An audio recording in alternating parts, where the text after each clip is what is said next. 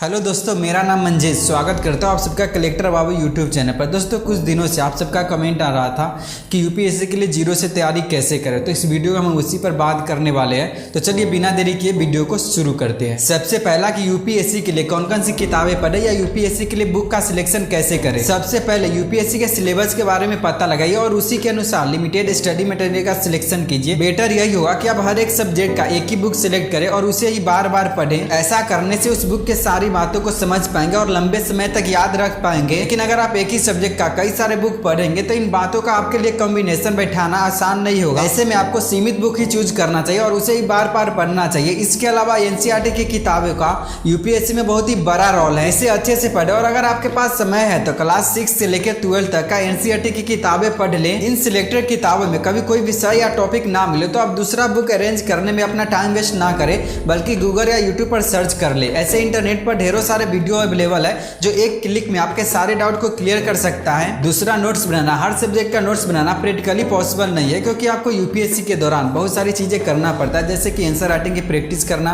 Mock test देना। तो ऐसे में आसान टॉपिक या सब्जेक्ट जो आपको आसानी से समझ में आ जाए उसका नोट्स बनाने से स्किप करना चाहिए। और जो सब्जेक्ट या टॉपिक समझने में हार्ड लगे सिर्फ उसी का नोट्स बनाइए और हो सके तो नोट्स को कॉलम और फिगर में बनाइए। और आपको इस बात का भी ध्यान रखना है कि सारा समय सिर्फ नोट्स बनाने में ही नहीं देना है। तीसरा, मैक्सिमम रिवीजन और आंसर राइटिंग की प्रैक्टिस। इस परीक्षा में रिवीजन का बहुत ही बड़ा रोल है। बार बार रिवीजन और पढ़ाई तो सभी करते हैं, लेकिन सफल वही होते हैं जो अपने लिमिटेड रिसोर्सेज को 2 या 3 बार से ज्यादा रिवाइज करते हैं, जब तक कि उन्हें ये सब याद न हो जाए। और इसे और आसान बनाने के लिए जैसा कि मैंने आपको बताया कि बुक्स लिमिटेड रखिए और खुद का नोट्स बनाइए और खुद के बनाए गए नोट्स से ही रिवीजन कीजिए। और रिवीजन के साथ ही आंसर राइटिंग पर फोकस कीजिए। जितना हो सके उतना आंसर राइटिंग की प्रैक्टिस कीजिए और अपने आंसर में जहां तक संभव हो डायग्राम, फ्लो चार्ट, टेबल और मैप्स बनाएं। और एक बात का और खास ध्यान रखें कि आंसर को इंट्रोडक्शन, बॉडी और कंक्लूजन में बांट कर लिखिए और जहां तक संभव हो रियल लाइफ एग्जांपल डालने की कोशिश कीजिए। अगला है टाइम टेबल। यूपीएससी के लिए कितने घंटे पढ़ाई करना चाहिए। तो देखिए, आप जितने भी घंटे पढ़ाई करते हैं आपको ठीक से पढ़ना चाहिए।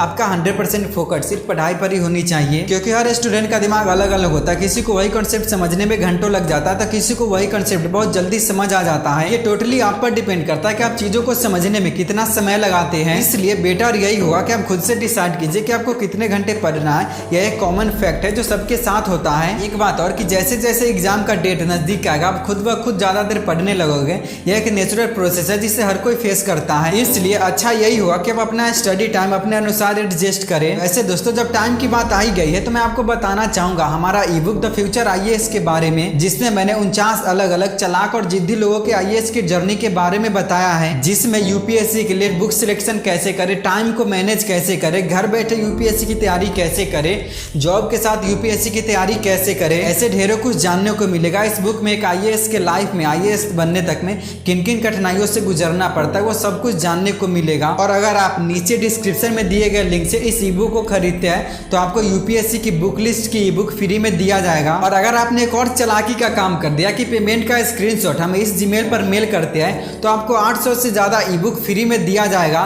इसमें कुछ बुक यूपीएससी के लिए भी होगा। अभी से सभी ई बुक अगले 24 घंटा के लिए सिर्फ 35 रुपया में दिया जाएगा।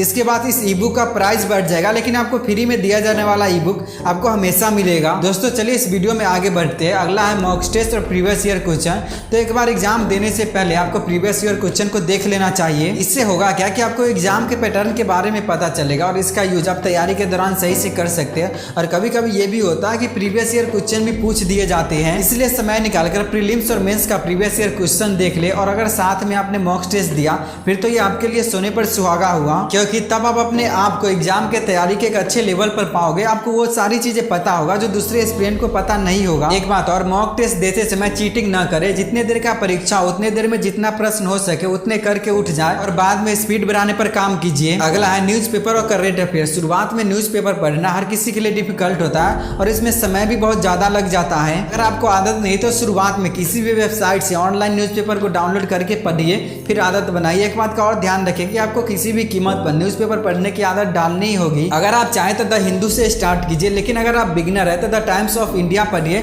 उसके बाद द हिंदू पर आइए। साथ में किसी और न्यूज चैनल देखने से अच्छा है कि राजसभा टीवी चैनल को देखिए। इस न्यूज में जो भी पढ़े उसका नोट्स बना ले। इसके लिए आप यूट्यूब से हेल्प ले सकते हैं और इससे आपका करंट अफेयर भी तैयार हो जाएगा। अगला है स्टे पॉजिटिव, हमेशा सकारात्मक कैसे रहे। यूपीएससी एक ऐसी परीक्षा है जिसमें कोई दूसरा आपको मोटिवेट नहीं कर सकता। यहाँ केवल सेल्फ मोटिवेशन ही काम आता है। होता क्या है, जब गांव से स्टूडेंट दिल्ली जाते हैं पढ़ने के लिए तो कभी कभी मेट्रो सिटी के मजे लेने के चक्कर में अपने लक्ष्य को भूल जाते हैं। कई बार आपके फ्रेंड आपसे कहेंगे कि बहुत पढ़ लिया, चलो कहीं घूम कर आते हैं। ऐसे गलतियों से और ऐसे लोगों से आपको बचना है। बाहर जाकर ये मत भूलना है कि आप यहाँ क्यों आए थे। ऐसे दोस्तों से और ऐसे टीचर से भी हमेशा दूरी रहे जो आपको डिमोटिवेट करते हो। इसके अलावा खुद को मोटिवेट रखने के लिए इतना ही काफी है कि आपने यूपीएससी का एग्जाम देने के लिए हिम्मत जुटाया है। इसके लिए खुद को क्रेडिट दीजिए और जितने भी घंटे पढ़िए खुशी खुशी पढ़िए और अपने आप से कहिए कि आज आपने बहुत ही अच्छा पढ़ाई किया है। खुद के काम के लिए ग्रेटिट्यूड फील कीजिए। इससे होगा ये कि आप अगले दिन बहुत ही अच्छा करने की कोशिश करोगे। तो दोस्तों ये थे कुछ बातें जो आपको शुरू से यूपीएससी की तैयारी करने में मदद कर सकता है। बाकी अगर आपको और जानकारी चाहिए तो आप हमारा ये ई बुक खरीद सकते हैं। इस वीडियो को पूरा देखने के लिए आपका बहुत बहुत धन्यवाद।